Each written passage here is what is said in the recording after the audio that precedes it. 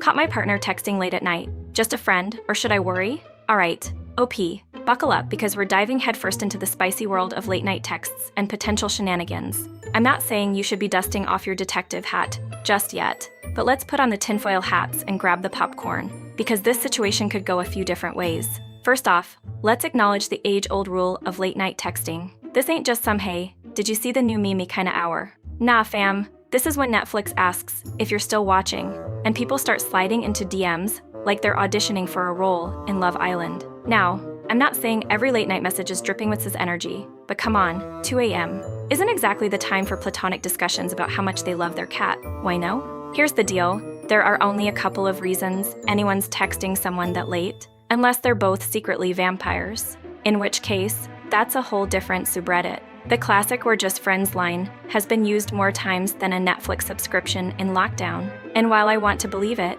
my BS radar is pinging louder than an iPhone notification at 3 a.m. Don't get me wrong, some people genuinely keep it friendly, but if they're cackling at memes at 2 in the morning, it's probably not just wholesome banter about who's getting voted off Survivor this week. Now, if your partner got all squirrely when you asked about it, like suddenly became a deer in headlights with their phone clutched like it's the nuclear codes, you've got yourself a greater red flag. Listen, if there's no fire, there's no need to hide the lighter. Transparency is key, fam. If they're giving you the whole, it's private, you wouldn't understand, routine, then we might have a situation where the side quests are getting a little too spicy for comfort. And if they've got that phone on lockdown tighter than Fort Knox with passwords and fingerprint scans, hoo boy, you might want to start brushing up on your CIA sleuthing skills. Get that carrier pigeon ready, because we're going full Mission Impossible. But hold up, let's not go nuclear just yet. Maybe your partner is genuinely just a night owl who likes keeping up with friends. Like sure, they might just be vibing with their long-lost buddy about that one time in middle school they fell off a swing.